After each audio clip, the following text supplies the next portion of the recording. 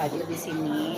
Nah, aku tuh di sini dalam rangka mau menyampaikan suatu berita memang yang sebenarnya nggak enak ya beritanya ya, karena aku juga orangnya nggak pengen yang ribut-ribut, tapi ternyata memang sudah terjadi suatu keributan, dimulai dari yang waktu itu kita diundang oleh TV One, ada Mas Sunan Kalijaga, terus Bardi Kumalasari, termasuk saya gitu. Dan seperti yang teman-teman sudah ketahui, ada peristiwa yang sangat tidak enak itu, lalu berlanjutlah dengan laporan juga oleh Mas Sunan, dan keesokan harinya nih, ya saya lupa tepatnya kapan, tapi pokoknya setelah kejadian itu beredar di sosial media beliau ini, si orang yang diduga dia melayangkan tangannya ke rahang atau kawan ke kiri Mas Sunan, ya, dengan preskon bersama dengan teman-temannya yang lainnya juga di hadapan media. Udah saya lihatnya itu ada di Dram Halu kalau nggak salah, di akun TikTok. Dia menyebutkan nama saya komplit lengkap dengan memanggil saya nenek. Begitu. Jadi saya terus terang saya kaget. Terus teman-teman juga ada adik-adik saya, keluarga saya juga, kenapa orang ini memanggil dengan sebutan yang nggak etis gitu ya, nggak wajar, nggak lazim lah dia memanggil saya nenek. Dan intonasi suaranya, intonasi nada suaranya juga bukan yang bagaimana ya, tapi sangat tidak enak didengar gitu. Dan saya merasa sangat apa ya, marah pastinya ngeliat hal itu. Juga memalukan juga buat saya karena saya bukan nenek-nenek. Saya rasa teman-teman bisa lihat lah, Mamski nggak kayak nenek-nenek gitu ya. Dan aku juga nggak ada anak, nggak ada cucu, bukan neneknya beliau juga gitu. Kecuali aku neneknya beliau, memanggil aku nenek masih oke lah, nek gitu kan. Ini nenek Emma Waroka, nenek gitu. Jadi saya di sini dengan teman-teman ingin menyampaikan hal tersebut gitu. Apa terkait mau bikin laporan kah atau? Nah itu mungkin Pak Saung aku yang bisa jelasin ya. Ya. Baiklah, di sini Ibu Emma Waroka telah menunjuk kita sebagai kuasa hukum beliau dengan menggunakan Bapak Sunan Kalijaga, ya. Di sini Ibu Waroka ya, Ibu Waroka merasa beliau sangat terguncang, marah akibat perkataan yang menyebutkan bahwa beliau adalah nenek-nenek ya. Bahkan di sini kan beliau belum pernah menjadi seorang nenek-nenek ataupun mempunyai seorang anak. Jadi di sini kita hanya mempertegas untuk terduga tersebut untuk melakukan pembuktian saja.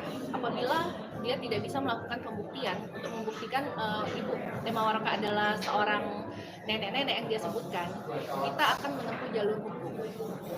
Ya, seperti itu. Untuk dugaan pasalnya sendiri apa? Di sini kan ada 2 pasal ya Pak. Ya. Ya. Disampaikan aja dugaannya ada 3 Ya, ini pasalnya ya. Untuk mengenai pasal yang suaranya kenceng kan? mengenai pasal yang kita duga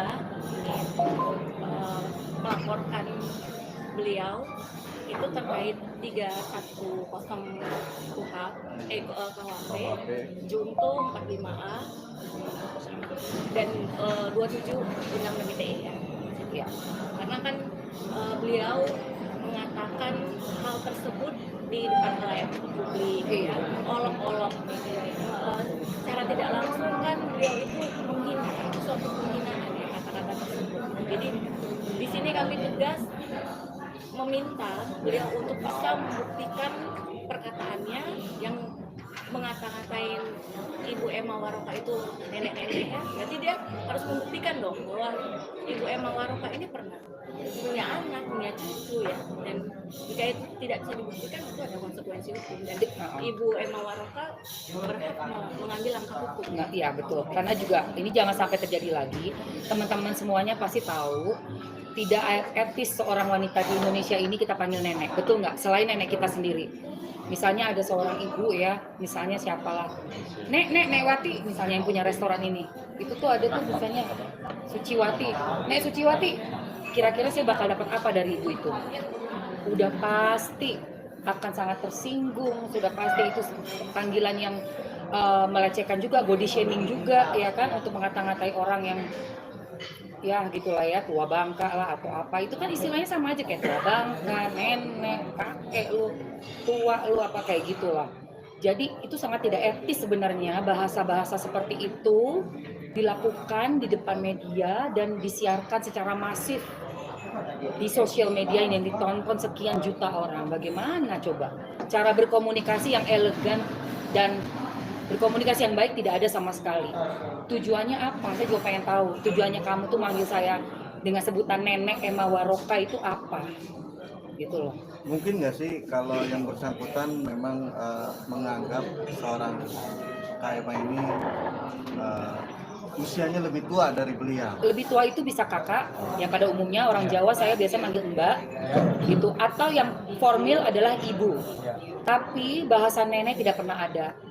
Tidak ada pernah kita memanggil seseorang tetangga kita, nek, ibu siapa? Gak akan ada orang, bu menteri, bu siapa, pejabat, gubernur panggil nek, coba. Silakan, kalau untuk yang lebih tua, nggak mungkin. Jadi nenek itu tendensinya seperti mengejek. Iya, jatuhnya lebih ke sana kalau kita pakai logika dan akal sehat kita gitu. Dan itu sangat tidak pantas dilakukan pada saat kita juga ya sama-sama, memang semua orang juga tahu ada masalah. Backgroundnya kan ada. Backgroundnya sudah ada bermasalah sebelumnya dengan Mas Umar, dengan saya yang hadir di sana. Lalu kalimat setelah dan sebelum nenek itu sendiri teman-teman bisa simpulkan sendiri. Itu bukan panggilan mesra atau bercandaan di tongkrongan gitu loh. Itu saat dia sedang press conference seperti itu. Nah, ini kan yang disebut nenek-nenek, maaf, itu tidak hanya Kak Emma ya, ada juga BRI. Iya, nah itu. Mungkin akankah Kak Emma dengan BRI ini saling memberikan support untuk melakukan upaya hukum? Iya, sepertinya seperti itu. Makanya saya mempercayakan kepada tim Mas Sunan Kalijaga juga, ya, kita sama-sama perempuan, kita saling support. Berbi Kumalasari juga cewek wanita juga yang sama-sama kita support. Jangan ada body shaming juga gitu loh, dengan memberikan julukan seperti itu di depan umum saat press conference. Tujuannya apa gitu kan? Dan